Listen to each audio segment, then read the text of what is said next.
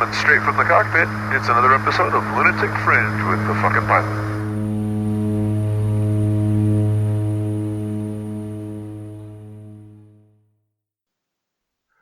Ready, set, go. All right, once again, back in the can for another edition of Lunatic Fringe, Into the Void, long distance, and the magic of the internet has brought me another cool cat to sit and have a little conversation with, shoot the shit and have some fun. So tell me, who the fuck are you and what do you do? Well, fuck you for that intro. It's Zej from Blue Skies Magazine and joined the team. Zej Moczydlowski. Actually, Andrzej Henryk Moczydlowski. I don't think anybody in the sport, other than people who check my credentials, actually knows my full name. I wouldn't. Andrzej Henryk Moczydlowski. Say that again? Andrzej Henryk Moczydlowski. You're just making that shit up. You're Zej. I'm Zej, but hey, my full name's not the only thing about me that's more than a mouthful. Oh, look at you starting off with the fireball comments. All right, fair enough. Let's be honest. That's all overcompensation. Yeah. Well, don't we all? Well, you're like 5'2". You're shorter than Junior, so you have to overcompensate. I do, but it's okay because now I'm old, so it doesn't matter, and I'm going bald, and everybody can see it because I'm shorter than them, so it's all good. I have nothing left to compensate for. It's fantastic. All right, so go ahead. I was going to say, clearly we've cut right through the bullshit and the pleasantries. So, but we'll see if we can't slow it down a little bit. Just because we're both from Blue Skies doesn't mean we got to be over the top right off the bat. That is fair. Yeah. So, let's start with the basics. You like to jump out of airplanes? I do like to jump out of airplanes. How did that happen? When did you get started in all this shit? How did the whatever the fuck that name was? How did he get started jumping out of airplanes? Well, that guy was actually United States Army Specialist Moczydlowski in 2009. Specialist in what? No, so specialist is just a rank in the United States Army. It's I just the figured fourth it was like low. proctology or something. That too. That's a hobby, not a profession, though. Fair enough. So specialist is the fourth lowest rank in the Army. Because I went to college first and I enlisted, I managed to jump up 4 ranks automatically. But I was fresh out of basic training when the Army decided to send me to airborne school. Wow. And yeah. What'd you go to college for? International affairs, the focus on confidence security, mainly like counterterrorism, counterinsurgency stuff. Because of an international affairs program at George Washington University is political science and history heavy, I may as well have double minored in those. Fucking look at the big brain on Zej. Well, I wouldn't go that far. It just happens to have the capacity to remember a lot of useless knowledge. All right, well, and long fucking names and fancy titles. Well, actually, so fun little fact. A couple of people have seen these little alphabet soup stickers on certain people's helmets in the sport. It's like a little soup can with a little Punisher skull in the middle. Right. And the alphabet has a little anarchy sign. That's actually, when I was in the Army at basic training, people started calling me Soup because my last name looks like somebody just poured a can of Campbell's alphabet soup out and just picked letters at random. All right. So... yeah, so that little soup can some people have seen on some helmets, including mine. That's where that came from. Well, fair enough. Soup, that's actually pretty good. I like that. Yeah. Now, so you end up in the military, and did you pick airborne, or they just said we're going to throw you out of airplanes? So I went in on a special forces contract. Okay. So I was set up so I would go to basic, I would go to airborne, then I would go to special forces selection, go through the special forces qualifications course in one day, get my Green Beret.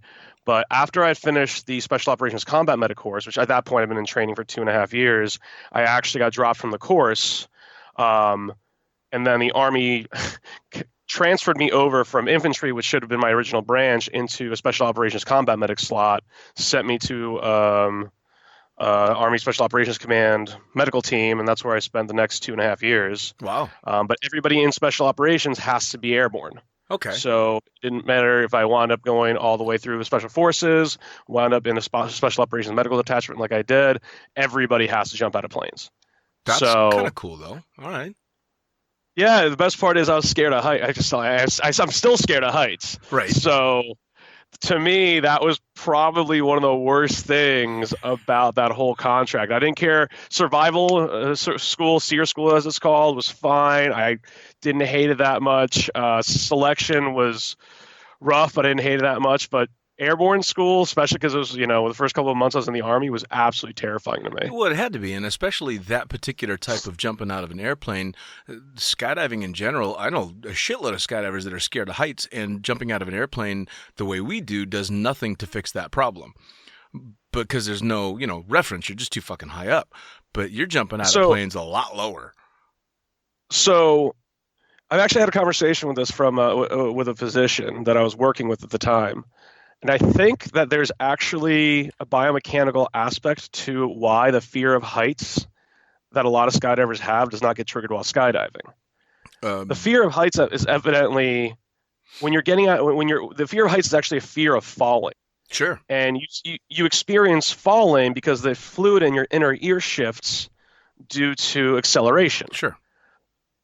Well, when you're jumping out of a plane that's moving 120 miles an hour, inertia throws you forward initially, but then you don't really lose speed. You just change direction of speed. Sure. You might lose a mile an hour forward throw, but you're picking up a mile an hour of downward acceleration. Sure. And so you're actually you're at any given point, you're falling you're going a total of 120 miles an hour.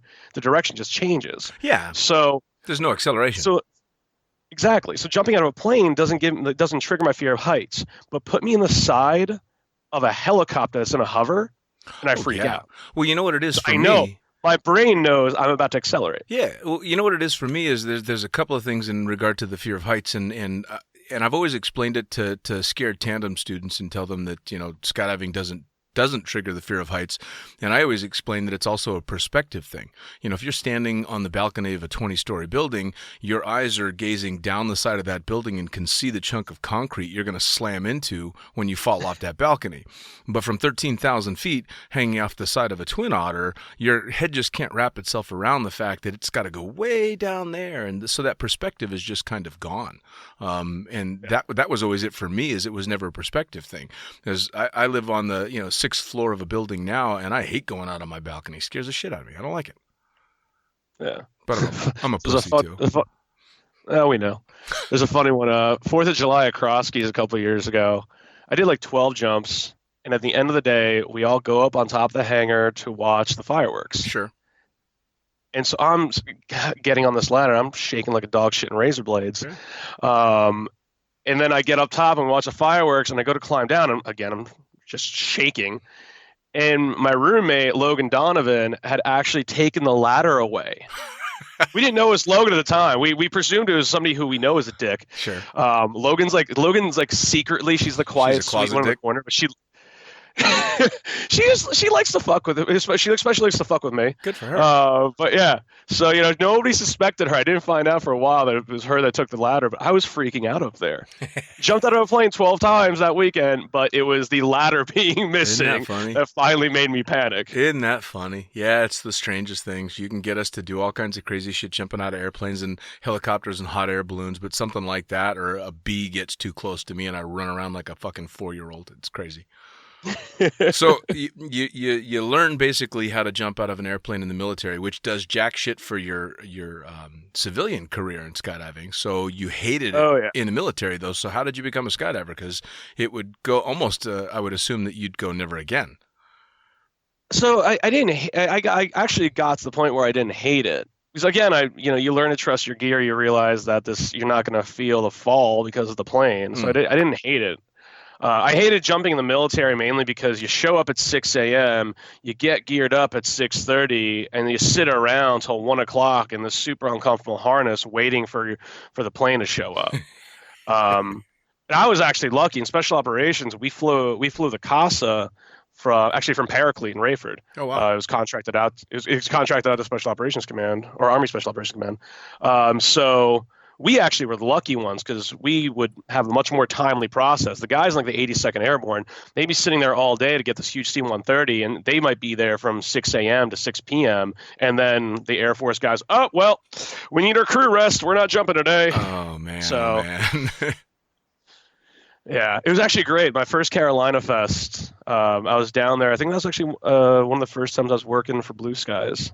And this Casa shows up, and I'm looking at it, and I'm like, that looks really familiar. And I get onto the plane as I'm walking up the tail ramp. I look, and it's got the arrow to correct static line jumpers to walk across and then turn so they go out perpendicular with the plane. Sure. I'm like, oh my God, this is the Casa I used to do static line jumps out of. How cool is that? And we get to the ground, and later on in the day, I go up to the pilot, Josh Sutton from Rayford. I'm like, dude, is that the plane that USASOC uses? He's like, yeah. I'm like, oh my God, I just did a jump as a civilian out of the same plane I used to jump out of in the military. It was one of those surreal, really cool experiences. Oh, absolutely. Well, I mean, aviation's pretty small. Skydiving's pretty damn small, and the planes that people jump out of, there aren't really that many of them, so that's pretty cool. Yeah. So how'd you end up in the civilian stuff? Where did you start actually jumping? So I got off active duty in 2014, moved to DC very briefly, then got a job up in New York, and I realized that I kind of had some disposable income. I'd saved up a ton of money when I was on active duty because I wasn't one of these guys that took all their money and spent it on, a Ford Raptor on 10% APR. Sure. Which is a huge issue in the Army. But I had all this disposable income at that point. I'm like, I want to do something cool and something exciting because I'm kind of, I'm not shooting guns or driving around doing night training or I don't know. I just needed something to kind of have fun and can't own a gun in New York City. So I'm like, all right, I'm going to go get my skydiving license. Googled a bunch of places and wound up at Sky's the Limit in East Stroudsburg, Pennsylvania. I know Sky's the Limit. I was just there last week. I popped in to do a jump. I hadn't jumped there in 700 jumps, according to their records. I think that they may have missed one, but yeah, according to their records, I didn't jump there 700 jumps. The owner, Teresa, comes up to me, and she just gives me a hug, like this massive hug, like wraps around me like a little koala, and she's like, "You haven't been here in so long." And then she went from being happy to being kind of mad at me to being happy that I was there again. It was really cute. That's awesome. Yeah, my AFF instructor, Serena, was still there. I actually had, I had one of the most interesting first 100 jumps ever because unlike my Cat D or my Cat E, I had a 2-out. Oh. No, I had a preemie. My bad. I had a preemie at 11,000 feet. Oh, okay. That's a long day. And then like at jump 35, I had the 2-out. That downplane, and I had a chop. And then at like jump 75, I got stuck in the side of a skid of a helicopter. I've seen that video. Yeah, that video. Like I said, I'm the guy that writes Friday Freakout for Teem. I do all the analysis of all the videos, figuring out what happened, why it happened, how it can be prevented. Sure. We've been getting a lot of people who I've been talking to, people I'm friends with. I'm like, hey, you got that crazy video, you should submit it. And a lot of people are embarrassed. Understandably, it's something that's going to happen. Sure. But I was like, how can I really expect other people to put themselves on blast and, kind of put their stuff out, put their videos out there for the community to learn from if I can't do it myself? Sure. So yeah, about a month ago, I took that video from me getting stuck on the side of a skid and I posted it on a Friday Freakout so everybody can be like, okay, well, the idiot who was in this video, which was also, again, like almost 800 jumps ago at this point, if that idiot can put himself on blast so people can learn from that, I guess I should be able to do the same thing. Sure. So, yeah, so everybody's seen that video. I've gotten a lot of comments being like, dude, I thought you just wrote Friday Freakout. I didn't realize you were in Friday Freakout. I'm like, that's the point. It's kind of funny because I think any long-term skydivers definitely got their own version of Friday Freakout. I'm just lucky in that when I started and all the shit was really going wrong with me, there weren't fucking GoPros. Yeah, I mean, most that's of back when like Norman Kent was jumping a VCR on his head. Almost. Yeah, I mean, we're talking about a time when all my stupid shit's just in my brain, which of course makes it even more blown out of proportion than it would have been on video. But yeah, I'm lucky in that fact. There are no camera phones and no fucking GoPros, so a lot of my idiocy is just kept in my own head. I think that even in your old age, you were making up for all the idiocy that was not recorded these days. I try. Yeah, I try. Well, if anything, my idiocy is just telling all the stories that I should keep to myself. I think that's probably the biggest thing. So you almost died becoming a skydiver because you had all kinds of shit go wrong in your first 100 jumps. But you clearly... there's no almost dying. Each one of those incidents, the preemie is just a preemie. The 2 out, I didn't even think about it. I saw them downplaying. I waited until they were separated, and I cut away. Well, but you had your head screwed on straight. There's quite a few people, and you and I both know a few of them, that would have been a real big problem. I mean, fair. Let's face it. Yeah, there's definitely people out there who you see in the plane, and you're like, oh God, why didn't they pick up bowling? Can I still pull off this load? Oh yeah, no. And luckily, training has gotten so good nowadays that those are much fewer and further between than they used to be. But there's still a few jumpers out there that a downplane would be, end game for a few of them. Yeah, well, on that one, I got to give credit to, like I said, my AFS instructor, Serena, because I was at 35 jumps, and I didn't even think about it. I knew exactly what to do. So, which is awesome. It's Serena, if you're listening to this, love you. So, you did all your training at Sky's the Limit, but, I mean, you're an extremely well-traveled skydiver now. You've been around quite a bit. Because I mean, really, you haven't been in the sport what I would consider a long time. You're kind of a junior in the sport, I would say. I still consider myself a baby jumper. Yeah, for sure. Well, how many jumps you got? Absolutely. About 800. Yeah, I mean, now, see, it's kind of funny because we put it in skydiver perspective. A real person, you tell them you've got 800 jumps, and they're like, you're fucking insane, man. What are you doing? Are you kidding? And, to anybody that's been in the sport any length of time, you're like, yeah, you're getting there. You'll be safe soon. Yeah, exactly. Well, yeah, I mean, like you said, I've been well traveled for a skydiver because I mean, I've been to something like 40 drop zones or so in 4 continents actually. Yeah.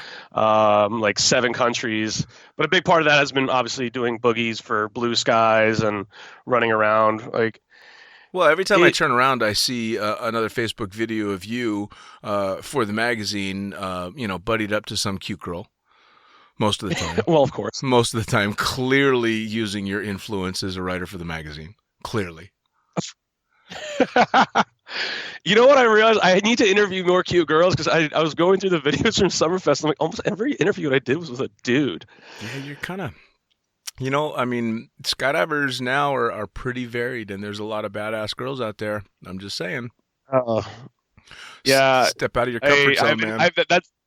That's one of the things that I've been super fortunate about, and the reason I started working for Blue Skies, the reason I write for Teem, is because my best friend Logan from Control Tower Swooping, my first Carolina Fest, she couldn't make it down. She's like, "Oh, say hi to all these people for me."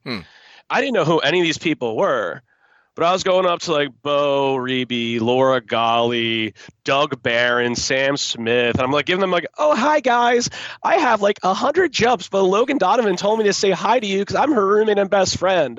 And all of a sudden, like, Doug Barron is introducing me to Andrew Happick and the rest of Rhythm. And I'm like, I had no idea who these guys were. I didn't realize they were like, world champion material skydivers. Sure. I'm just a babe in the woods. But as a result, I met all these cats and they were so nice to me. But I wound up meeting all these people in the sport. So now, even though I only have 800 jumps, I can write Friday Freakout because if I don't know something, and I really don't know anything, like I said, I only have 800 jumps. But I can look at a video and be like, okay, well, this is a rigging issue. I wonder if Scott from Fluid Wings has 5 minutes to look this over and get back to me. Sure. Or if it's a wingsuit issue, I wonder if Katie Hansen can hit me up. I wonder if Scotty Bob has a couple minutes. Sure. And it's only because Logan introduced me to all these amazing athletes that early on in my career that now I can write Friday Freakout and have enough people to talk with to bounce videos off of to make sure that the analysis is accurate. Sure, which is awesome. I mean, some of them I find kind of entertaining, and some of them are slightly horrific. The jumper through the tandem canopy was something else. Yeah, we saw that one. We haven't had that one submitted to us. We will never take a video just off the internet and use it for Friday Freakout. It has to be submitted to us by one of the jumpers involved, and that's the only way we'll use it. Sure. We have a very strict policy about that. We don't state the location anything happened. We're not on there to put anybody on blast. And if somebody doesn't want to come forward to us, we won't use it. But I really want a copy of that video. If whoever is in that video is listening to it, please submit it, because I think there's a lot of good discussion can be had about what went wrong in that video. Yeah. There's multiple things. Well, it's kind of funny because I watched it. I think I was only sideways watching it out of my eye, and the complete and utter disregard for the handle definitely got my attention. I went, whoop! I got to rewind and make sure I saw what I think I just saw, because oops. That was bad. But the hand cam video's perfect. Yeah. He was dedicated to that hand cam. I didn't even think about that. But even after the incident, he's still holding it out there perfectly. Yes, you can see the tandem passengers. You can see the tandem passenger's nose bleeding very clearly. Oh yeah, no. You have an absolutely gorgeous view of the still properly seated reserve handle and everything. It's fantastic. No, but so stuff like that, honestly, especially when people come forward with it and they allow themselves to be put on display like that, it's a brave thing to do, but it's also an extremely smart thing to do, because there's a fuckload of people out there that are going to learn huge lessons. Fuck the hand cam video, pull all your damn handles. That's a great lesson to learn from that particular video. And many, many more, of course. Obviously, you see them all. You're editing for them. Now, by the way, how did that get started? How did the whole Friday Freakout become what it is? So honestly, I came into Friday Freakout only, a year and a half ago. Right. So Andrew Reves, who is the mad scientist behind Teem, my favorite, he's Canadian. I call him my favorite knucklehead. So he and I are just shit-face hammered at Carolina Fest 2 years ago. And I'm sitting there like, bro, I love Friday Freakout, but you guys could make this like more of an educational thing. You guys could like do a write-up and explain what happened, why it happened, how it can be prevented. Like, you guys could really turn this into something so useful for the community. And he's like, dude, I love that idea. But we are so slammed editing videos, we don't have the capacity. We don't have a writer. Right. And by this point, I was already writing for Blue Skies. I'm like, hi, I'm a writer. Right. And so this drunken conversation turns into me starting to work with Teem to make Friday Freakout, which was already a great learning tool. Sure. But now it's a more structured learning tool where, like I said, almost every write-up that I've done is a solid page in Microsoft Word. Sure. After formatting of, like I said, what happened, why, and how can prevented. Yeah. Whereas before it was just it was a learning tool. You're right, but it was a holy fuck. Did you see what happened on that one video? And then it's just discussion amongst yourselves. Well, that's what really got me into it, was the fact that I would see all these discussions on Facebook, and there was no structure to them. There was a bunch of people with big heads being like, "Oh, I'm right. This is what went wrong." No, I'm right. This is what went wrong. You're an idiot. And this at least puts a little bit of structure to it and, introduces a little bit more of an organization. And there's still people who think I'm a freaking idiot and when my analysis is wrong, and they're right. Like I said, typically it's not just my analysis, it's the analysis of me and a bunch of, way more experienced people that I get in on it. But, sure, of course. Well, and I will say though. Go ahead. Good. Well, I did want to do a real quick shout out because Friday Freakout has been super successful. Teem has been super successful. They just hit, we just hit 100,000 subscribers on YouTube. Nice. So, yeah. So people who are definitely out there, they're definitely watching. I'm sure it's mostly woofos just because of the numbers, but there's a ton of skydivers out there who are seriously committed to watching those videos and learning from them, which I think in general that says something about Teem, says something about Friday Freakout. It also says something about the community wanting to learn from other people's incidents, which I think is a fantastic attitude that we need to definitely expand and keep growing. Of course. Well, and to be perfectly honest, skydiving in general, people tend to want to try and learn from other people's mistakes, which is rare because, most people want to do it the other way around. I certainly did in everything else. I wanted to learn from others' mistakes. But the biggest thing that I've been taught in skydiving from day one is never stop learning. And that may be true about everything, but in skydiving, it seems to be a very blunt kind of truth, because if you stop learning, it's going to bite you in the ass, especially with as quickly as skydiving is progressing now, whether it be just the skills in the air, the canopies, the equipment. It's crazy. I mean, yeah, if you stop learning, you're fucked. Yeah, I mean, it's Booth's Law is definitely a thing, and the way that the sport keeps evolving, it doesn't matter how much safer the gear gets, people will find ways to push it and keep making it more dangerous. Of course, absolutely. Somebody's always going to be pushing the envelope even when it doesn't need to be pushed. But yeah, I mean, that's just kind of the nature of the beast, I think. Now, it's the basic nature of our personalities. It is, very much so. I mean, skydiving, any extreme sport, and of course, really, skydiving is the only one I have a whole lot of experience with, but it draws a specific type of person. And we're definitely people that are willing to push what others would consider limits. The cool thing about skydiving is there's so many levels to it. I mean, I'm not a big risk taker when it comes to skydiving. I'm pretty middle of the road. You know, I don't push it, never really have. I'm never going to be the world's baddest swooper. I'm not out trying to do all this crazy stuff. And so to some skydivers, I'm considered very mellow, but to somebody that's just doing their first tandem, I'm fucking insane. So it's awesome that there's that big mix, but every one of them is still learning. And of course, the people that are really pushing the limits are the ones that are paying attention to every little thing, and they damn well should be. Dean, nobody in this sport who has talked to you for more than 15 seconds thinks that you are mellow in any way, shape, or form. Mellow in action. You might be tiny, you might be geriatric, but we all know that you're batshit crazy. I'm mellow in action, not necessarily in word. I'm all bark and no bite. Well, all right, maybe a little nibble, but I'm not that crazy. So so a little thing about Dean. My home drop zone nowadays is Cross Keys in Williamstown, New Jersey. What a place! And what a place! What a freaking place! I love my home DZ. I don't get to jump because I travel so much in the sport. I don't get to jump there nearly as often as I would love to. But every time I come home, our DZOs Pico and Nadia. There's never been you traitor, you're not around here often enough. They love the fact that I'm out there wearing a Cross Keys jersey with a Cross Keys wind blade halfway across the world. Sure. They're super supportive of everything I do, and I love them for it. But I know that you also have a history at Cross Keys, and you were around for some crazy times at Cross Keys. Yeah, man. A question for you. What is, because did you come up at Cross Keys, or did that just become your home DZ at one point? No, I came up in Vegas. That's where my whole trip started out there. I became a fun jumper, then a camera guy, then a tandem instructor out in Vegas. And when Vegas finally came to an end, it was because I got offered a job at Cross Keys.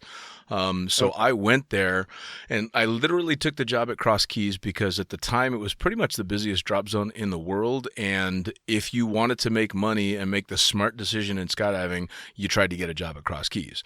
So as funny as it sounds now looking back, I took the responsible choice and went to Cross Keys. That was the responsible choice. Yeah. Wow. Oh yeah. Yeah. Well, so and to put in perspective the time frame that I got hired at Cross Keys, I was hired by the guy that would eventually pass away accidentally falling into a burning car. Oh, really? Yeah, that was the start of my Cross Keys time, and it was just that crazy the entire time I was there. For sure. It was batshit crazy. And the monkey claw days. Oh yeah. No, it was full on monkey claw and the busiest drop zone I'd ever been in. A Thursday, Friday, Saturday, Sunday, you as a tandem instructor or video guy would do on average 25 jumps a day. So Jesus. Yeah, just insanely busy. We did what was at the time, and it might still stand, I'm not sure, the world's record for the most tandems done in a day. I think we did 406 or something like that in a day. And How many planes were you running? Only 2. Just 2. Jesus. Oh, yeah. Turn and burn all day. We started with the sun in the morning. We actually finished with a couple of hours of sunlight left because we didn't have anybody else that wanted to jump. We were all too fucking tired. I think Steven Jackson did the most. I think he did 32 tandems that day. I did 29. It was stupid. And the whole thing was paid for by Red Bull, which was super cool. What was even cooler is Red Bull brought all the people to do the jumps with us from New York, and it was mostly cocktail waitresses and bartenders. So you can imagine the clientele. So it was fantastic. And the way that they did it was they were gearing everybody up in groups and just doing cattle calls, and they didn't assign an instructor to a student. They just put them all in a pin, and when you landed, you ran, grabbed somebody, and got on the plane. So that's how it went. Well, myself... So were you all sprinting to get the most attractive tandem passenger you could find? Only a couple of us, but we figured it out real quick. Were you one of the couple? Oh, you damn right I was. Now, the upside to that was the beginning of the day, you're literally, weaving and bobbing through these chubby fat guys and grabbing the cutest girl you can. Hi, I'm Dean. How's it going? Let's get on the plane. And up you go. But about halfway through the day, all the pretty girls have jumped. And now all you've got are a bunch of middle-aged, balding, pissed-off fucking chubby guys that have been passed up by you all day long. So the entire second half of the day was all just very large people that you took. And I think the last guy... Oh, by the way, I said it was sponsored by Red Bull. So what do you think everybody was drinking all day? Fucking Red Bull. And again, you're dropping your rig in the landing area, sprinting into the hangar, grabbing a rig, sprinting to the loading area, grabbing a passenger, and going. So you literally don't have time for anything but a Red Bull and maybe a Snickers bar if you were spoiling yourself. So by the time it came around to doing the jump with the last guy I was going to take, I grabbed him, introduced myself, started walking towards the plane, and went, by the way, my name's Dean, and I'm probably going to throw up on you. And that was that. When we finished it, Red Bull threw this huge, huge banquet that nobody could eat because we were all sick to our stomach from drinking Red Bull all day. But then, of course, they threw a huge, full, and you'll appreciate this, especially at Cross Keys, a full open bar party. They brought models from New York in to be waitresses, all dressed as like early aviators with the caps and the whole 9 yards. It was ridiculous. It was stupid. And then it degraded. Now don't you wish that you had GoPros back then? Oh, no. I'm really glad I get to keep those memories just in my head. There should be no proof of the kind of stuff that was going on. None.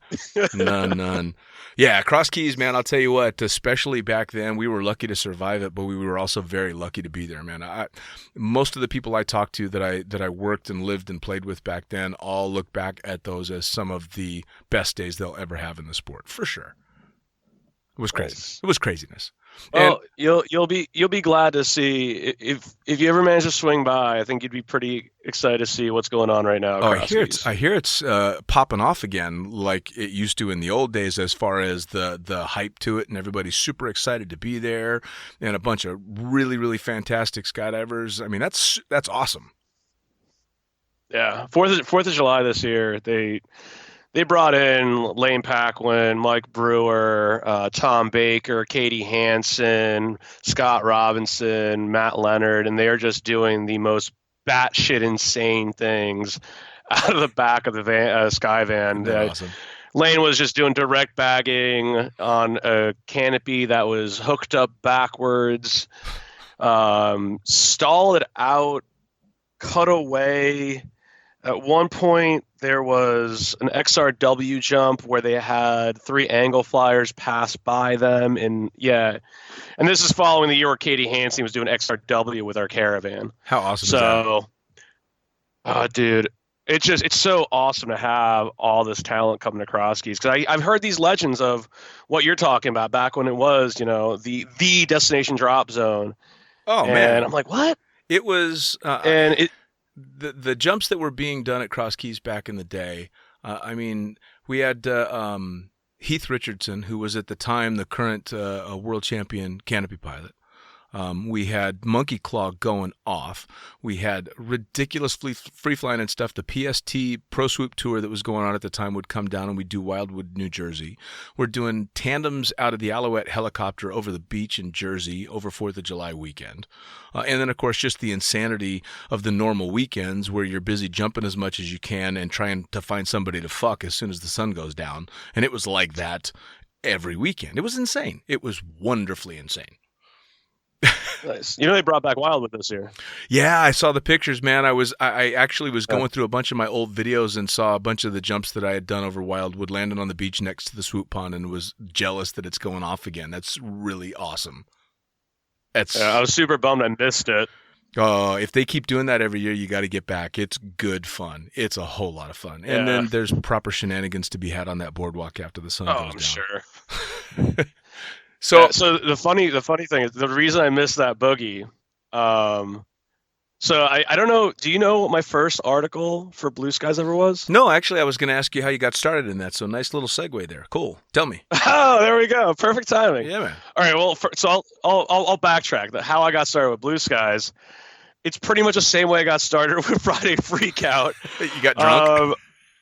I was shit-faced hammered at my first PIA. Oh, there you go. And I'm trashed. Wait, hang on. You got to back up. You got to back up even a little bit more. Why the fuck were you at PIA? I mean, that's like it goes back to that whole thing I was talking about. How I met Logan. I met all these people in the community, and for me, it was there's a bunch of cool safety lectures. All my favorite people in the sport are going to be there. Why the fuck wouldn't I go? All right, fair enough. I mean, that's all it was. It was like I didn't know that. How much it's geared towards military contracting. All I knew was okay, Laura Golly, Greg Windmiller, Allison Ray, all these people I respect in the sport are giving lectures about how to be a safer skydiver. I knew that, all the brands going to be there showing off the latest and greatest, newest gear that they had. I'm like, all right, cool. I was already down in Florida at the time. Chattanooga, Tennessee wasn't that bad of a flight up. I'm like, screw it, let's do it. Cool. So you went there and got fucking shitty drunk. Yeah, I got shitty drunk. Actually, Pico and Nadia, the DCOs of Cross Keys, were the ones getting me shitty drunk. Awesome. And then Pico left his binder at the bar, and Nadia texted me. So, of course, I'm like, I got it for you guys. Don't worry about it. That was about 2 minutes before every skydiver at the bar drew penises all over his notebook, and then a couple of us took it to the bathroom to send them pictures of certain anatomical regions with his binder. Awesome. Skydivers always being politically correct. Of course. But so I go back to the bar after that incident, and I'm sitting at the bar, and Logan, I believe, introduced me to Cola, who runs Blue Skies magazine. And I'm like, you really like my sense of humor. You should let me write for Blue Skies. She's like, "Why? Who are you, and why do I like your sense of humor?"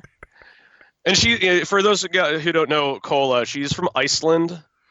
And she's actually the friendliest, most awesome person ever. Yes. But a lot of people think that she's kind of intimidating because she has that Icelandic kind of seriousness. It's kind of like a German thing. Sure. Well, she is intimidating. She's got that. In an awesome way. So I'm like, in an awesome way. I freaking love her. Oh, yeah. And so she's like, why do I think you're funny? And I explained to her that the year prior, when they did the end of the year awards for Blue Skies magazine, you can vote, and if you want to, you can include a little caption of why you voted for that drop zone or for that organizer or whatever. Right. And that year, every single category that I wrote a caption for, they used my caption. And they just thought that my sense of humor was solid, and everything I wrote got into the magazine. And I tell her that, she's like, oh, God, you're that guy. I remember that we had one IP address that just had all these hilarious comments. Because it's completely anonymous. And for the record, I do get a lot of questions about this because Cross Keys has won Best Midsize 2 years in a row. It's my home drop. So I'm like, they have no idea who votes for what. I have no influence on that whatsoever. It is completely by IP address. Fair enough. But yeah, so she's like, yeah, you should start writing for us. Just, find a topic, find an event, take some photos and send it in. We'll see if we like it. Nice. My story for them is not nearly as exciting. She just went, hey, I need a pilot to write a little thing about skydiving. You think you want to do it? Okay. Yeah. She said, be really inappropriate, cuss as much as you want, and talk about boobs. Cool. Was this before or after your book? Long before. I've been writing for the magazine for almost. Well, I think my first article was their second or third issue, and I've been in every one since. Yeah. Yeah. And we're at what, 110 issues or so now? Yeah, so I think I have 107 or 108 articles in there because I'm completely full of shit. Yeah. We know. Yeah, no, completely full of shit. Yeah. It just, I sit down and it just comes out. Anyway, this is about you, not me. It's about both of us, buddy. It's about both of us. Fair enough. The more whiskey I drink, the more this is going to become about you. By the way, I do take credit for getting you to wake up with the sun to drink heavily for a podcast. Yes, I mean, At least you got the day off, so you can recover from your morning drinking. Yeah, I mean, I would have done this gladly on a Monday and just gotten hammered before the workday, but well, that would be a skydiver way to do it. No, that would not be a skydiver way to do it, dude. I write Friday Freakout. I can't. Fair enough. So yeah, you know what? As hard as we party, that's one thing that I like. If I see somebody drinking and try to get on a load, even if it's hours later, I'm like, dude. Oh no, believe me. So the whole it's a running joke because I'll make fun of it like everybody else does. But the whole safety meeting thing, I've never have been a fan of. That's not my thing. It's actually Cross Keys that solidified my opinion. I sat and watched in horror with a lot of other friends. A friend of ours at the time going in with nothing out because he was hammered drunk. And he landed maybe 5 houses up from the hangar on Dahlia Avenue and 1:00 in the afternoon on a Tuesday or something. No, it was a weekend. It was just before 4th of July for the PST tour. But I'm sure you've heard the whole stories of the guy that hit the basketball hoop. Yep. Yeah, I watched that happen. And of course, he was hammered drunk, and ever since then, no. I mean, I'll joke around about it, but absolutely not. Yeah, no, that's... Honestly, I've only seen maybe 2 drop zones where that is even part of the culture in any way, shape, or form. And even at those 2 drop zones, it's really frowned upon. And I think that really does also say a lot about how skydiving has evolved. Because of course, by the time I came in, I've heard these stories. I mean, God, you know what? I'm not going to mention the name of the guy because he's super big in the industry, but he told me about an incident way back in the day down in Florida where somebody had, people are going around. I think there was a little bit of acid, and somebody jokingly dropped a little bit into like a communal lemonade pitcher or something, and they had a couple no pulls as a result in a single jump. Oh my God. I hear stories like that, and I mean, again, I'm not going to mention the name of the guy, but he's an old school guy who, if it was anybody else, I wouldn't believe it. But coming from him, like, wow. Well, it's and incidents like that, and I see that, and I see what the super safe, and super anal retentive attitudes we have about any kind of substance before you're jumping. Sure. And I'm so glad. I feel I'm so fortunate to be a new school jumper. Oh yeah. Because I was coming up in that transitional period, but I was always the type that no, nothing in regard to mixing with the sport. But once the sun goes down, all bets are off. And oh God, yeah. Clearly craziness went on. I mean, we had people ended up naked hugging telephone poles. I walked around New Jersey in drag all day one day. It's on video, by the way. Is it really? Yeah, it actually won me the best film for the film festival at Cross Keys in 2004. I also won best comedy and best documentary same year. Complete sweep with 2 videos. But yeah, it was basically a video of me walking around in hot pants and fishnet stockings all around Williamstown. So 1, they brought back the film festival. Awesome. 2, 4th of July this year, there was a drag competition. Awesome.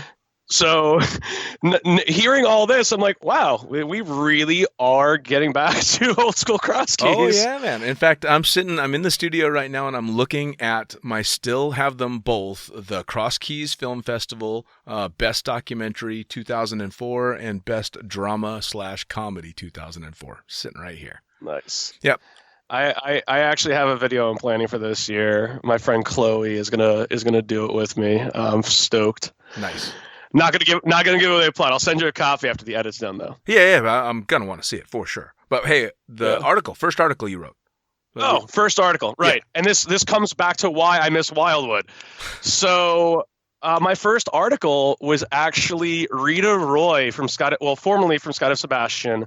She got married at Skydive Sebastian, and I was a bridesmaid. Of course you were. Of course. I've been a bridesmaid multiple times, never a groomsman, never a bride, never a groom. I think I preferred that way. I was the maid of honor once. Nice. Not even a joke. It was in Alaska, though, so that says something. I have one future wedding where I've already been told that I'm the maid of honor, and Awesome. I'm completely okay with it. Awesome. Dude, I look good in a tutu, and then you throw the blue skies leggings underneath it. My quads, my calves look amazing. Hey, I've got the tutu as well. I'm a chubby dude, but I've got great legs. I've got the. Oh, by the way, before I forget about it, speaking of the whole wedding and marriage thing, and I did this for Junior. For those that don't know him by Junior, David Ludwig and his wife. I was supposed to marry them, and then that didn't work out, and so then we were going to do another marriage. But because of that, I am an ordained minister. So for anybody out there that ever wants to get married via the fucking pilot, I'm gonna cut you off. I'm gonna cut you off because I'm also an ordained minister in 2 churches, and part of the reason is because of Junior Nicole's wedding. Oh no, yeah. So you couldn't make it. No, I was there. You didn't make it, whatever the case may be. Yeah. And at one point, they didn't know if the minister they're going to have there, not you, another one. At one point, there was a question of whether he could be there. So Nicole comes up to me. She's like, Zej, you're the kind of guy that would be an ordained minister, aren't you? I'm like, I am, but I don't have any of my paperwork, and I'm guessing that George is going to be a little weird about that. She's like, can you figure something out in the next 48 hours? And so I hopped on, and I found another church, and I got ordained by them online as well. Yep. And they sent me the PDF, so just in case the other minister couldn't make that, yep, I would have been their third choice after you and him. Nice. Yes, I am an ordained minister in the Church of Universal Life. Same here. That's my second one. I got Pastafarian and I got the Church. You know what? 2-for-1 deals. Two hilarious jackasses. We'll marry you together. And absolutely. Absolutely. Are you kidding me? Happy to do that in whatever you want me to wear. I'll wear tutus or I don't care. That's fine. Yeah. I'm for sale. Cheap. Yeah, we know. All right. So back to the article. We keep skipping over this. So you wrote this article. So this wedding happens. It's hilarious. And I'm going to actually tell a little bit of story about the wedding because this is one of my favorite skydiving memories. Please. And so the day before the wedding, the whole bridal party goes out to the beach, and the maid of honor is like, guys, I have no idea what to do for my speech. I'm clueless. I got nothing. And we're throwing out ideas. And one idea that we tossed away was to, at the beginning of her speech, be like, all right, guys, everybody, all the gentlemen, if you have a key to Rita's apartment, come on up and throw it in the bucket. And we would have given out a key to every single guy in the crowd. They would all come. And this was at Sky to Sebastian. That'd be cute. They would have all thrown it into the bucket. And then she would have turned, ladies, if you have a key to his place, come throw it in the bucket. And like one person would like just throw it out of the crowd. Right. We threw that idea out because family was there and they're not all skydivers. Yeah, but so we went with something. We went with something even worse. Good. So because the maid of honor's like, I really don't want to give this speech. I hate public speaking. Zej, you really like the sound of your own voice. Do you want to do it for me? Duh. So we discussed it. And we came up with another idea.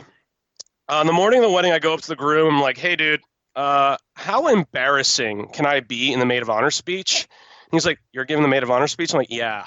He's like 13. I'm like, dude, remember who you're talking to. Yep, bring it on. 1 to 10.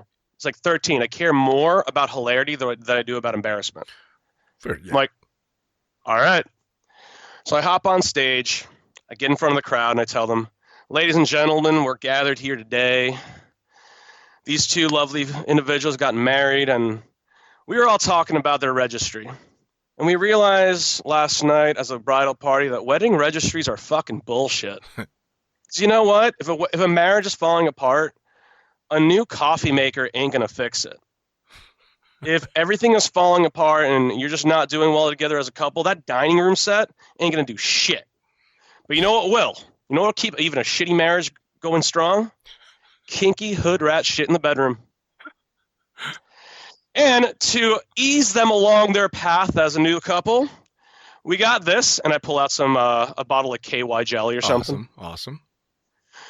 To clean up the rough patches, I pull out some anal bleach. Awesome. And to keep it interesting, I pull out a black butt plug with a unicorn tail. Of course you do. And how nice of you to give them something from your own personal drawer too. That's really cool. Of course. I wish, man. You know how trying to find a butt plug on a freaking Saturday morning in the middle of the Panhandle, not even Panhandle, even in the middle of Sebastian, Florida. I had to drive like an hour each way to a sex store to buy that thing. That's too bad you weren't in Cross Keys, because when I was there were at least 2 sex shops within 5 minutes of the drop zone. I don't know if they're still.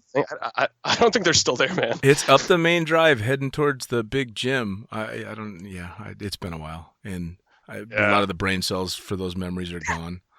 So, well, yeah, anyway, that would be a proper. That was my first article. So that was my first article. Awesome. So you set the tone right away.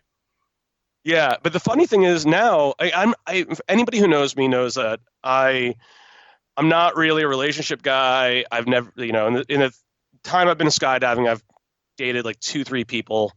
And so it's a funny little joke, because that was my first article. It was about a wedding and marriage. And a year later, I did my second one, and that was for Junior and Nicole's wedding. So now it became like a yearly thing that I write at least one wedding article for Blue Skies a year of skydivers getting married. Nice. And now for my third year writing for Blue Skies, I have 3 weddings this year that I'm writing about in a single article. Nice. No, but as a follow-up, you need to start writing about divorces as well. Yeah, we joked about that actually. So that's what I miss. I miss the Wildwood Boogie because I was at a bachelorette party for a wedding that's happening next month. Nice. Laura Golly, formerly from Sunpath, and Joe Ablin from the Army Golden Knights are getting married next month. Nice. Laura was doing her bachelorette party in New York, and in like the sweetest thing ever, she told me that if I wanted to come along, I could. And who's going to turn down an invite to Laura Golly's freaking bachelorette party? That's very cool. Yeah, I've been to a few bachelorette parties from time to time. They get weird. Especially this one, we went to. There's a place in New York City called House of Yes. It is a club. It is an amazing club that is the last reminiscent reminder of the old school illegal warehouse raves in New York City. All right. It's the most welcoming, accepting, fantastic club bar I've been to in a very long time. But it gets crazy. Of course. And they had a burlesque show there. Awesome. And the details of which I will not divulge. But if any of you ever hear of Blunderland burlesque coming near you, I'm presuming that they can only do shows in New York, Vegas, and maybe New Orleans. I don't think any other city or state will be accepting enough to let them happen. But oh my God, it was amazing. That's too cool. Well, but that's what they're supposed to be like. They should be a little bit off the top and crazy, and especially if it's going to be for a fucking bunch of skydivers. Yeah, well, it was half skydiver. It was half skydivers, half of Laura's friends from college and from high school. Too cool. But you know what? And I have to give the credit to the woofos. The skydivers I knew could handle whatever House ES threw at them. I didn't know about the woofos, and the woofos were just as into it, had just as much fun as anybody else. So amazing time. Thank you again, Laura, for letting me come along. and definitely more stuff for future articles as well, which is cool. Yeah, like I said, the first wedding of the year happened the first Saturday of Summerfest, and that was Nate Nora from Skydive Midwest's VFS team, Chemtrails. He married our amazing friend Margot. They are like the ridiculous perfect couple. Then we got Laura and Joe coming up next month. Again, another freaking ridiculous amazing couple with their dog Pepper. And then in October, Marissa Barkley of Compass and Crow Studios. Who have you ever seen any of her helmets? Oh yeah. No, I see all her stuff on Facebook for sure. Yeah, she does amazing work, but she's getting married in October. Oh God, I just realized I still need to send in my RSVP. Thanks for the reminder. But yeah, so all 3 of those, Marissa, I'm going to your wedding. I forgot to respond. I'm just going to be me. I'm yes for brunch and yes for the steak. But I'm literally going to tag her in this. I'm telling her, hey, you have to go listen to this podcast to find out if I'm going to your wedding or not. Yeah, for sure. But But yeah, I'm going to do a 3 wedding piece for my 3rd year writing wedding pieces. And I'm going to include all of them. That's very cool. I'm stoked. I'll look forward to reading them. Hopefully they're plenty over the top. I'm actually starting to finally now, I've been writing for Blue Skies for so long, I'm actually starting to run out of shit to write about. I've kind of used up all my insane stories. It took 10 years, but I'm finally kind of running out. So now I've taken to writing more about other people and their stuff. Fair. Some interview stuff and telling other people's stories. Like I've actively gone to friends, one of whom actually was a guest on the podcast, and asked permission to write about 1 or 2 of their crazy stories. And I'll have them give me the cliff notes, and then I'll expand on it a little bit, which I find is quite fun to be able to do that. But it's, yeah, I'm starting to run a little bit dry. I think I might be getting a little bit old for this shit. All right, you're old for a lot of shit. Not everything. Keep up, man. Mm-hmm. So I guess Cialis is doing its wonders.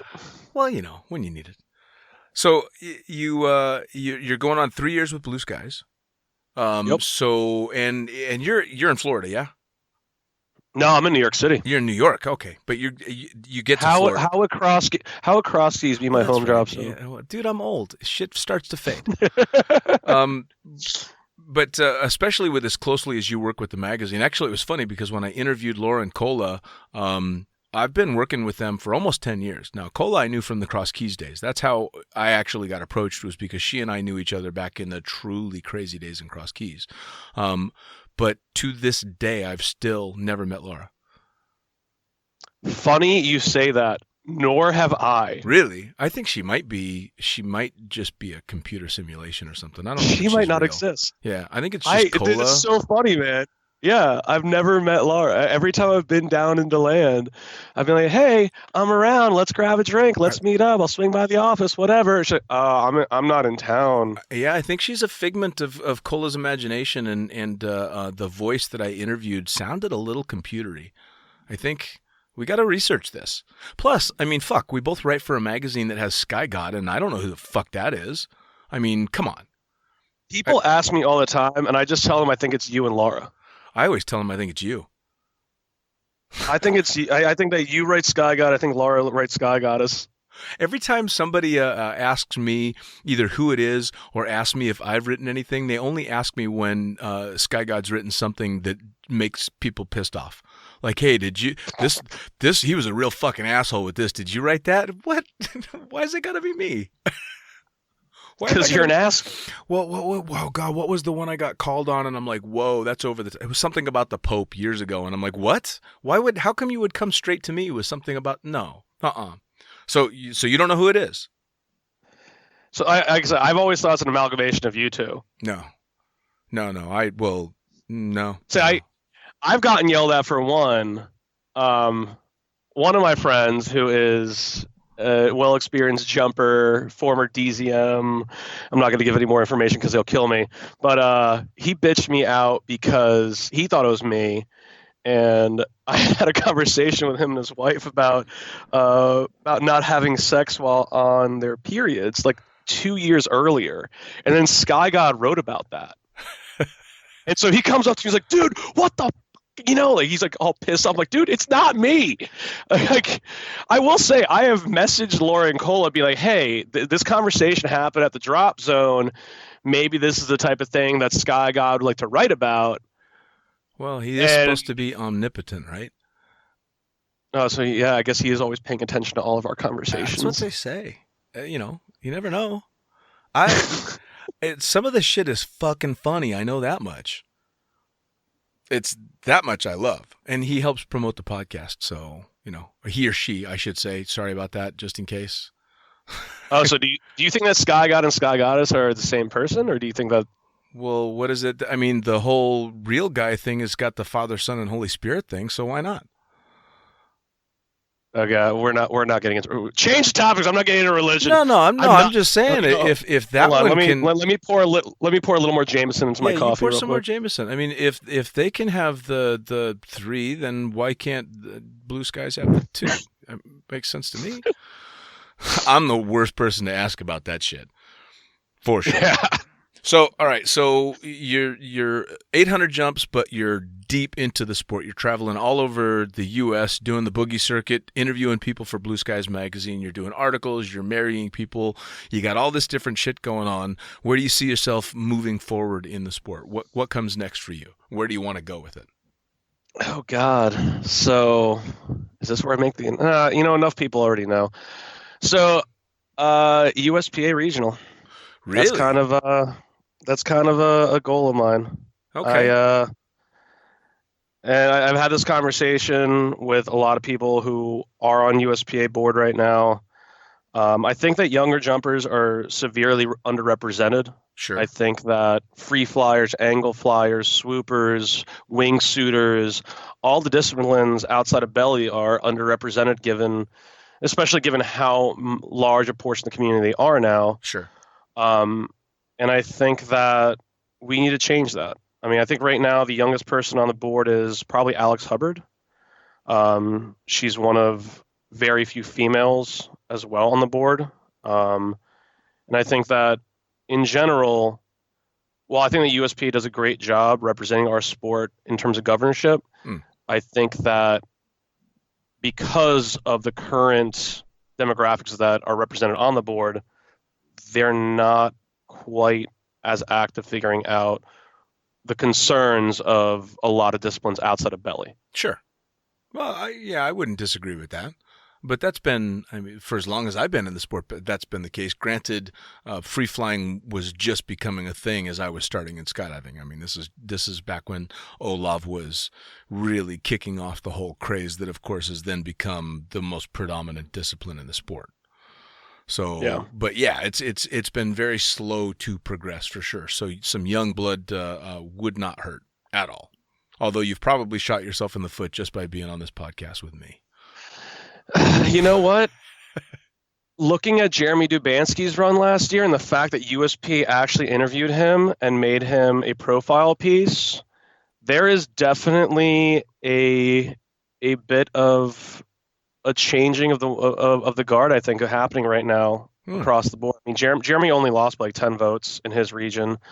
USPA interviewed him recently, and he did a great job. I was really, really impressed with his profile piece because he is the crazy batshit insane party animal boogie monster that we love so much, but he also does really care about the sport.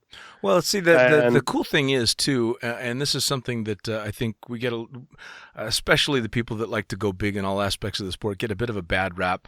The one that's going craziest at the boogie once the sun goes down might turn out to be the most safety conscious, up high and tight jumper when the sun is up. For somebody to be going full blast in all aspects never did make me nervous because I've watched guys that could party harder than anybody I've ever seen and be ready to do nothing but work and work hard all weekend long as ridiculously professional as possible. And then they got their underwear around their neck and they're hanging off the rafters from the tiki bar. Yeah. So that's the thing, like, and Jeremy's definitely that guy. He will go super hard, but he also is the guy who wakes up and I'm not jumping today. I went too hard last night. He'll be the first guy to say that he won't push himself to do something that's unsafe. And I think that it says a lot about I think that it does. And I think that partying hard at a boogie is an integral part of skydiving to me. Well, it's part of the bonding with the community for sure. Yeah. When I had gotten to Cross Keys was the first true drop zone that I ever got to. And of course I got there when it was going crazy. And the chief instructor at the time was a guy that you probably know from your Cross Keys, Dave Pancake. Oh, Pancake. Yeah. So Pancake has been a staple of Cross Keys for a very, very long time. When I first met Pancake, for anybody that knows Dave Pancake, he is as clean cut. He looks like an Iowa farm boy. He is just, he really does. He is as normal cookie cutter stand-up white guy as you get. And that's how I met him. And he was very professional when we first talked, and he let me know everything that was going to be going on, what was expected of me, blah, blah, blah. Cut to, I think maybe 2 days later was the first weekend.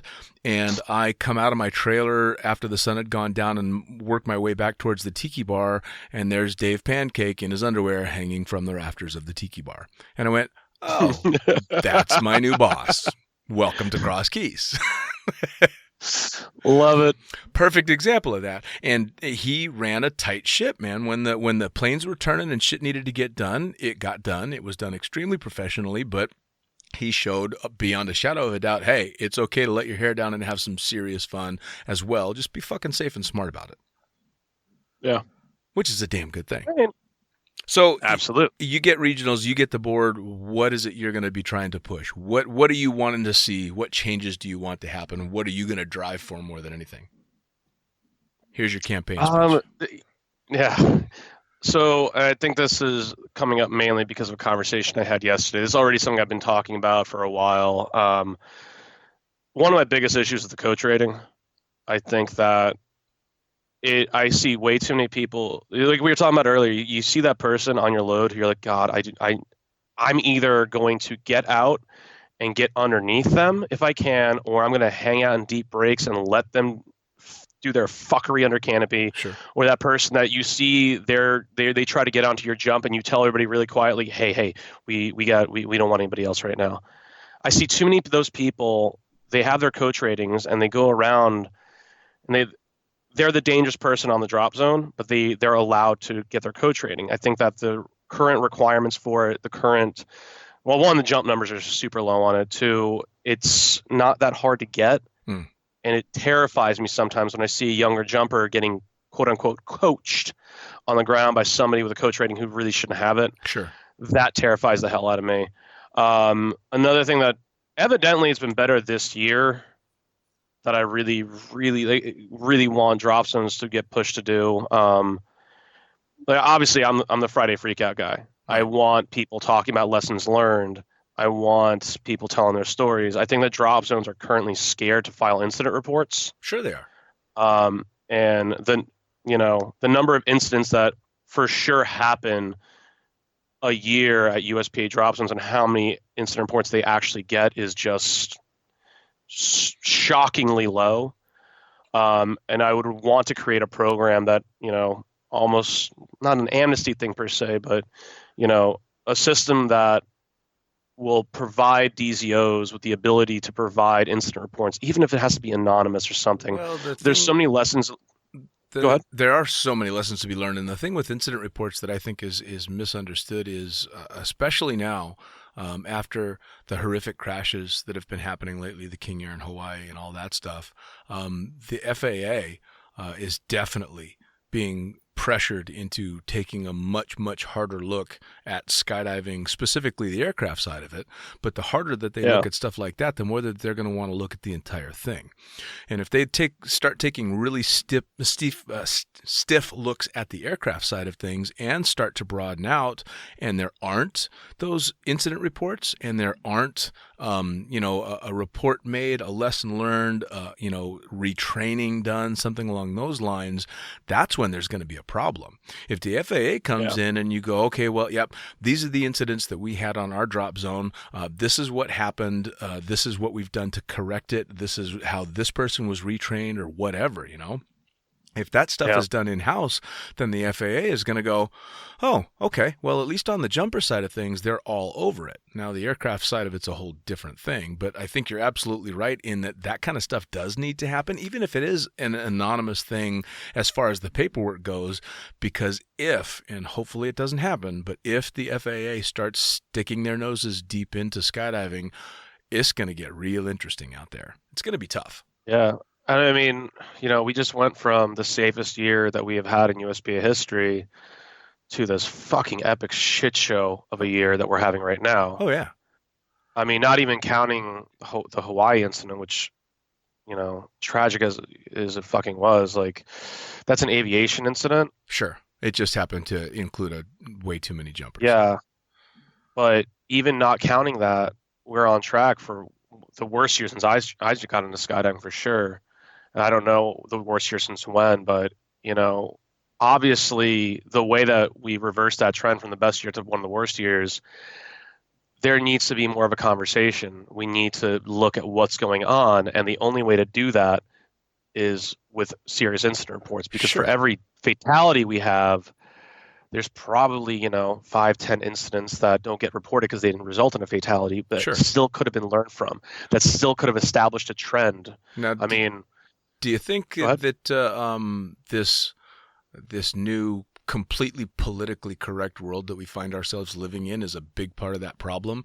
Because people that would have normally been the first ones to go, hey, fucknut, why'd you do this? Or why are you doing that? Or you're going to kill yourself, now are keeping their mouths shut because it's inappropriate to criticize someone. So one, I mean, me, I'm relatively socially liberal. I'm socially retarded. I just don't give a fuck. I'm going to open my mouth. But I think there are a lot of people that are following these PC norms now. I think you're absolutely fucking wrong. Do you? Because I can think of 2 fatalities this year and 1 near fatality this year that happened due to low turns for people who are getting aggressive under canopy. And in all three of those incidents, I learned that individual had been yelled at and told that what they were doing is unsafe. Oh, sure. So no, I'm not saying in all instances by any stretch. I mean, there's always going to be a lot of people that are doing exactly what they should be doing, which is yelling at those people. But I can't help but wonder if a lot of people that would speak up are either holding their tongues or not being as forceful as they might have been for fear of being the asshole on the drop zone. I have not seen it, and in every incident that I've heard about, that has not been the case. That's good. I think that SNTAs, DZOs, coaches, instructors, well, maybe not the coaches again, because that comes into that whole other issue, but the people who are working in the sport full time and who have a true passion and love for the sport, they understand how bad an incident reflects upon the community, the sport, the drop zone, the instructors. So they don't see it as a PC or not PC thing. They see it as, this is our livelihood, this is our passion, this is our community. And if we don't say something right now, this individual is going to create an incident that fucks us over. Sure. So I don't think that really plays a role in this. That's awesome. Yeah. The idea and it just sucks because all three incidents I'm thinking about that happened this calendar year, those individuals were yelled at. And the only thing that I think may have been the issue is that they didn't, the SNTA or the DZM, DZO, they thought that the talking to they gave somebody would be enough. Sure. And then they still went out and did something stupid. Well, and unfortunately, you, me, and everybody listening all know some of those people that are just going to go out and get themselves killed no matter what anybody else does. They're absolutely going to go do it. And if it's not in a skydive, they're going to find another way to do it. They're not going to listen to other people, which is unfortunate. It absolutely is. Yeah. But it sucks. I mean, and it comes with the territory to a certain degree, because the type of personality that gets into skydiving is also going to be the type of personality that wants to go and fucking do crazy, stupid shit. For sure. The two go hand in hand. And it's just right now, it goes back to the Booth's Law conversation. We've gotten to the point where the gear is safer and safer, but it's also more highly functional, and you can do harder and more, intense, high performance stuff with it. So it opens up the possibilities, but it also cuts down your safety margin. Sure. Oh, absolutely. I mean, even now I fly a canopy that I don't have the luxury of being lazy. When it comes to, I fly a 96 Velo. Well, I mean, that's not the most insane canopy out there, but it'll kill me in a fucking heartbeat if I'm not paying attention. Yeah, 96 Velo. What are you loaded at? Like 1.9? No, I'm over 2. Okay. Over 2 out the door. Yeah, I'm like 2.1 out the door. Have you put on some weight since I saw you? Only muscle, motherfucker. Uh-huh. You set me up for that one. You set me up for that one. I had to take a shot at you. Yeah, fair enough. Yeah, no, I'm like 2-1, maybe even 2-2 out the door. Yeah, I mean, you get, but I trust the gear completely for somebody like me because I've been in the sport as long as I have and have broken a few bones and done some silly things. Not having gear fear allows me to be scared of all the shit that I'm going to do to myself, which is great because then I pay attention to what's going on rattling around in between my ears and keeping myself from doing something stupid, rather than being nervous about the gear and not paying attention to what I'm doing, so that's a good thing for me. But so you get yourself on the board, you're going to push hard for the changes for the coach ratings, make it a little bit harder to get going. How do you think you think the incident report type of stuff is going to help as far as the knowledge goes for sure, but do you think it's going to keep those certain people maybe from doing those stupid things? No, not at all. People are going to do stupid shit. The difference is once we start, one, if you have the data, you can adjust fire on regulations and figure out what's causing these incidents, how can they be prevented? Because the fatality list, again, those are the only hardcore incident reports we get. Right. And they're not enough to really figure out what's leading up to them. Right. All you see is the end result. I think the incident reports will allow USPA to get a better idea of the overall, dangers that are evolving as skydiving evolves itself as a sport. And then once that happens, you can look at training. You can look at, okay, and I honestly think this is a major culprit. If low turns are the culprit for so many of these incidents, how do we fight back against that tendency? Right. Is it, stricter regulations on who's allowed to do what degree of turn? Is it stricter punishments? Is it mandated that if you do a low turn, by the judgment of your SNTA, that you are required to be grounded for the day and have, go through a lecture about canopy piloting, whatever the case may be, that just, I'm literally spitballing right now because this is, right. Conversation that is still a year and a half out for me. But these, I think that, most of the people that I see on the board, they're not flying super aggressive canopies. Right. Most of them are belly jumpers flying large docile wings. And this isn't something that the conversation doesn't happen enough in my mind because, again, the fatalities this year, they break my goddamn heart. Sure. And I don't see anything happening to mitigate that risk. Well, what always bothered me and also kept me on my toes was when you would see the serious injuries or the fatalities from someone with a buttload of experience. Guys like me that have been hanging under nylon for 11,000 jumps and just one jump for whatever reason, and it's always in my mind every time I go out and jump is, all right, this is not going to be that one. You're going to pay attention, not do anything stupid. It doesn't matter who's on the ground. You've got family out and you're jumping because you're jumping with your dad or your cousin or this or that. I'm not going to impress anybody with my swooping. Keep your head screwed on straight and fly safe, specifically because I know. I had a conversation with an old school guy, at Cinco de Mayo Boogie at Orange, and I'm sitting there hanging out with him and a bunch of other folks, and he's been in the sport for like 15 years, and the words that came out of his mouth just dropped my jaw. And he's like, canopy coaching is a waste of money. Oh, no. And the second I heard that, I lost all respect for the guy in a heartbeat right there because... you got some of these and I don't even want to say older generation because I am the older generation. You've just got some people that think, oh, you got to learn from your own mistakes, which is fucking stupid.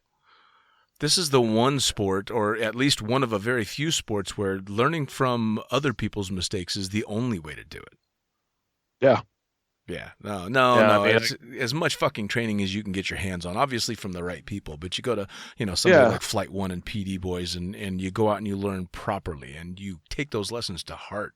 That's important shit, man. I plan on being an extremely old skydiver, and I'm not going to get there by doing stupid shit.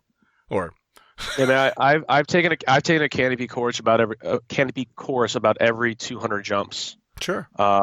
I've done Greg Windmiller's a couple times. I've done Kurt and Jeannie's course. I missed Nick Batch's course because of some Army crap I had to go do. But I think that canopy coaching is one of the most important things to not only do early on in your skydiving career, but something that needs to be repetitively done.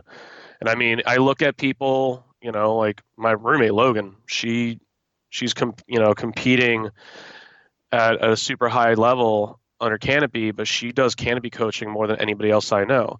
I look at people, last time I was out visiting Junior in Dubai, him and Pat had just a list of people who are super high performance canopy pilots that were taking coaching with them. Of course. And when you see the fact that the top people in the world in their discipline are still doing canopy courses, that tells you that if you have, an infinitely smaller amount of experience than they do, but they believe that coaching is valuable, that says something. Of course it does. They obviously know something you don't. Well, actually, sure. Obviously, they know a lot of things that you don't, and one of those things is the value of canopy coaching. Absolutely. Well, I mean, and from my side of things, being a full-time pilot instead of a full-time jumper anymore, flying is the exact same thing. I have to go through recurrency courses all the time. I have to go back to the simulator for training. I have to do emergency training all the time. That's how you stay fresh. It's not a matter of learning something you don't know. It's a matter of keeping sharp with the things that you do know and seeing it from another set of eyes. Junior might see something and then I can go do a course with Pat who's going to see something in a different way. Not to mention, students learn things in different ways. What works for, this guy isn't going to work for that girl or vice versa. I do that when I'm training pilots on how to fly jumpers. I'll tell them, all right, you're going to fly with me. I'm going to show you everything that I know. And then you're going to get in the seat with this other captain and he's going to show you everything he knows. And you're going to pick and choose because they're both going to be right, but he's got a different way of thinking about it. He's got a different way of doing this or doing that in the correct way, but you're going to cherry pick which ways work best for you, or you might come up with your own, mental version of it. However it works, as long as you're learning the material, but see it from multiple sets of eyes. So yeah, coaching, absolutely, and especially coaching with more than one person. I think it's a great thing. Absolutely. Yeah.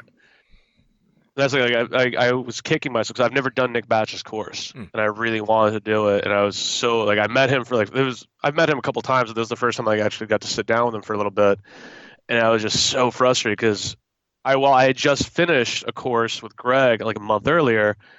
I wanted to get his perspective on the same exact things. I wanted to have him look at my turn and figure out what I'm doing right, what I'm doing wrong in his words, because I'm an instructor in the military for medical stuff, and I've realized that my teaching style, even if I'm teaching the same exact material, even if I'm going by the book, doing the same exact thing as another one of my instructors, I might do it differently and teach a different way that might work better or work worse for certain students. And just the teaching style, even if you're teaching the same exact things, may help an individual student understand it better. Yes, absolutely. So even if you're teaching the same exact things, the difference in how it's received is so huge. Oh, I completely agree. Well, and we all know that one instructor's way of doing things might not gel with a student, but another one will get it right off the bat. So that's a big thing too. As someone that's going out trying to look for coaching or look for someone to help them, is finding someone that you have a really good vibe with that also has important stuff to teach you. You're going to learn a lot more, obviously, that way. Yeah. It's a big deal. Yeah. So, one thing that go ahead. No, go ahead. I was gonna say, one thing that I noticed for me, even though I'm military, I don't like the military teaching style. It doesn't really work for me. The regimented, I need more of a free flowing kind of conversational, evolutionary concept rather than blah blah blah. And what cracked me up was that the Greg Windmiller, despite having been in the Army for like a couple of decades, his teaching style is so not military that he really worked well for me. Sure. But I've had other people who have been like, I really love Greg. He teaches, he knows material so well, but I kind of want, that I was expecting this military, and that's what I learned well from. And it's, same material, right? But just the attitude of the instructor, the way they teach, it works better for some people, not as good for others. And it's just a big part of it is also trying different instructors. to see which one has a style that gels with you the best. Sure. Man, I loved, I flew for a very short period of time for Skydive San Diego when they were doing all the SEAL training for TAC Air out there. And boy, I fucking loved flying for those guys. We were doing night ops, flying over Otay Lakes, which is quite the hilly area right on the Mexican border. In jet black, no fucking moon, no nothing. And they had one 50-gallon trash can like on a hill lit on fire, and that was their target. And the instructors are telling these guys to jump out. Out they go. I'm like, fucking hell, man.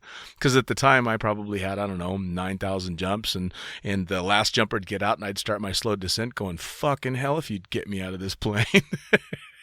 And these are guys that have like 10 jumps, you know? Yeah, I mean, you tell me that, I'm thinking, okay, target fixation's about to become a real thing, and a bunch of nylon's about to get lit up. And it's fucking hills, man. It's a 50-gallon trash can on fire, and they're landing in hills in Otay Lakes. I'm like, you guys are maniacs. More power to you, though. So you're going to keep writing for Blue Skies, yeah? Yeah, I think Cole will kill me if I stop. Although nowadays I do less writing than I do the live interviews and the boogie correspondent thing. For sure. Well, I still do my monthly article, but it's funny now because I'll usually get the email from the made up Laura, the fictitious computer generated Laura, or Cola going, hey, deadline was yesterday. Oh shit. Okay, and then I'll sit down on the couch and crank out an article.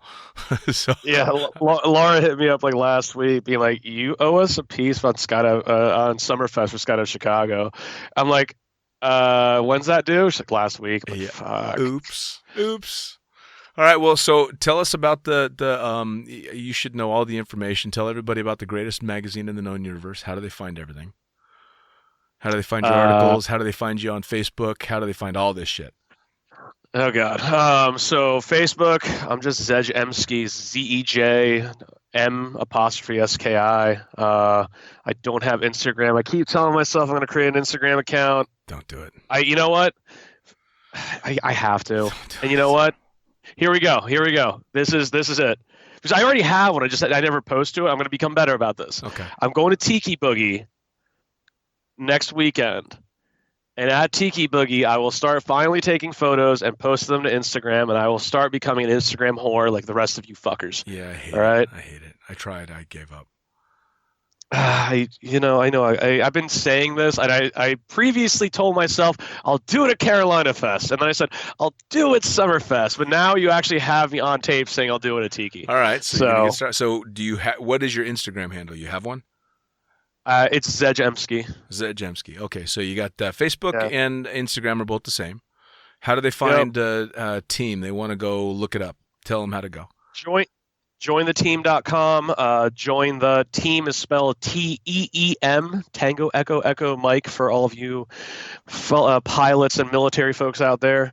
We're also obviously on YouTube. We're on Facebook and Freakout Friday Freakout is too easy. You Google it, it will just come up with a full page of gnarly videos that you can go learn from. Now, how's somebody going to...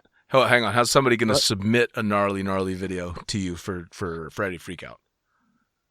So there is a submission link on the page, and again, I can only say it so many times. No, I can keep saying it for the rest of my life. If you have an incident that can teach a lesson, send it in, because even if it causes you a little bit of embarrassment, it could save somebody else's life. If you have an incident that might not teach a lesson, but the rest of us will laugh our asses off and you didn't get hurt and no one else got hurt, send that shit in. Well, obviously. Yes. I mean, and you know what? No, there's no skydive you can't learn something from. Agreed. Even if you give me, I will find something to write about. All right? Submit that shit. I will find something to write about. If it's hilarious, we will use it one way or another, and we will make a lesson out of it. Hell yeah. So the magazine? BlueSkiesMag.com. Absolutely. The greatest magazine in the known universe. Absolutely. Without a doubt. And you know what? People don't realize how cheap the subscriptions are. Super cheap, super awesome. Of course. They get you. They get me. And then I think some other people write for the magazine, don't they? Yeah, I mean MFC. Melanie fucking heard us. Yeah, there's a few other badass people that write for the magazine, no doubt. But and here's the thing I always say at the end of every podcast is submit shit to Blue Skies magazine, because if fucking idiots like you and me can write for this magazine, anybody can write for the magazine. You got a cool story, write it up for the magazine. You got a disgusting story, definitely write that shit up for the magazine. Photographers, if you have good photos, send them in. I had this discussion like a year and a half ago with a guy named Lucas from Łukasz. He's Polish, and he jumps in Ireland for the Irish parachuting club, and he had this ridiculous photo of some jackass who decided to put on a huge Rick and Morty helmet and jump out of the back of a Skyvan. Awesome. And it was him and two other idiots jumping out with huge Rick and Morty helmets. And this photo was absolutely mind-blowing. Wow. No Photoshop. I saw it raw on the ground. And I'm like, Lucas, why the fuck are you not sending that into magazines? He's like, oh, it's not that good. They'll never take that. They don't know me. I'm like, dude, that is no. And I harassed him for like a month and a half, and he finally sent it in. And his first photo in a magazine was the cover shot. So of course, which is awesome. Yeah, no, if there's photographers out there, send your stuff in. And if it's not a magazine quality, they will tell you, keep them coming. Keep them coming. Keep working on this. This is why we're not going to use this one, but keep them coming. Definitely. So write articles, take shitloads of pictures, send them all into the magazine. Of course, subscribe to the magazine so you can listen to us two idiots ramble on about stuff. Actually, you've got important stuff to talk about. I've just got old big fish stories to tell at this point. No, man, I don't write about the important stuff though. I do that for Teem. That's like where I'm like super serious. All my shit for Blue Skies is fun. Like that's what I love about the magazine. It's the perfect balance because you do have a lot of the serious stuff. Sure. You have people talking about safety. You have people talking about like James LeBerry. Like I never really thought about any of the shit that he writes before I started reading Blue Skies, and it's definitely opened up my mind to like a lot of the things that people in the sport deal with on the professional side. Sure. But then we have the balance, which is my stupid ass, joking around about weddings and butt plugs, and I got another piece coming out, I believe, in the next issue about Summerfest, where I'm pretty much talking about how many fucking smoothies they sold. Sure. No. But it's a great balance. I think that Blue Skies does a fantastic job, not just representing the sport as a sport, but also representing the community as the ridiculous group of oh, wow, sorry, I have a Coast Guard evac copter flying over my head, one of their dolphins. Squirrel. But yeah, we do a great job balancing the skydiving as a sport, the skydiving as a community, as a culture, as a bunch of drunken shit shows hanging out around the bonfire at night. I think it's definitely an extremely important part of the entire mix, and it definitely is well represented with the magazine, which is fucking wonderful. Absolutely. That's what makes it so damn much fun. That's why I got into it. Yes, that's why I'm not going anywhere. I'm sticking with it just as long as you do. Was Zej? And if you need some stories about shit shows, I'll point you in the right direction. Oh, I've got a few, but I'll take them from you as well. You just said you started to run out, man. We'll have to have a round number 2 on the podcast where it's nothing but shit show stories. Oh God. Yeah. They'll be good, but it's going to have to be a few people because we're going to have to get Junior back in on it and a couple of other repeat interviewers that can tell all the stories of the truly wild times. Junior was upset that he couldn't help you in giving me shit and co-host this particular podcast with you to just make fun of me relentlessly. Well, we'll have to try and do a round 2 for sure, but we'll be able to make just as much fun of him. Without a doubt. Oh, absolutely, because he's another geriatric little dude. Yeah, he's getting there. Yeah, I think his bald spot's bigger than yours. Oh, you know what? I'm going to get him to shave his head pretty soon. Is it getting that bad? No. Well, I'm going to tell him it is though, because I'm going to get him to shave it. So. I'm in. Oh, Zej, it's been a fucking great time catching up for sure. I want to definitely wish you luck on your push to get on the regionals. I think it's a pretty damn good thing to be aiming towards something like that, especially with a bunch of good ideas. So keep pushing hard for that. Regardless of whether or not you vote for Zej, folks, get out and definitely vote every time you have the opportunity. But know what you're talking about. Definitely get out there and try and get good people to represent you. Pushing the USPA in a different direction to represent everybody is fantastic as well. As always, keep it up with the team shit. Keep it up with Blue Skies Magazine, and keep having fun, man. Hell yeah, man. Thank you very much for having me. And everybody stay tuned, because evidently after, he interviewed some jackass with 800 jumps, the next two interviews are going to be with Bill Booth and Katie Hansen. Yes. Hell yes. The Lord of the Three Rings is coming. Miss Hansen, the rock star. Absolutely. The most intimidating part of this interview is the fact that he tells me like a week ago, by the way, you better make it a fucking good one, because the people following you are Katie Hansen and Bill Booth. I'm like, oh God. I figured you were just the comedy, you're the comedy relief before the real show. I'm glad to serve my role, man. Nah, it's been great having you on. I really appreciate you taking the time to sit down with me. All right, man. Love you, buddy. Zej, love you too. I'll talk to you soon. Two Blue Skies rats on the same episode, man. That was Zej from Blue Skies Magazine, as we know, the greatest magazine in the known universe. With blueskiesmag.com, you can subscribe to the magazine if you haven't already done so. If you've got that awesome article you've been thinking about writing, fucking write that shit. Submit it. blueskiesmag.com. You want to advertise something cool? blueskiesmag.com. You got awesome pictures you want to get out there? Please send it to them. blueskiesmag.com. Lunatic Fringe is also brought to you by Craft Imaging. Craft Imaging has got some really cool techniques for sandblasting logos, pictures, anything and everything you can think of on anything from wine glasses and plaques and anything you can think of. It's really, really cool. Check them out. It's craftimaging.ae. For me, I am the fucking pilot. You can find me and all of these episodes at thefuckingpilot.net. You can also find links to the two books that I've written, the Blue Skies Mag's Fucking Pilot book, as well as The Accidental Stripper. Both of those are available through the website or on Amazon. They are in digital and print form. And again, still working on that audio book for The Accidental Stripper. Again, thank you so much for joining us for another episode of Lunatic Fringe Into the Void. We'll catch you next time.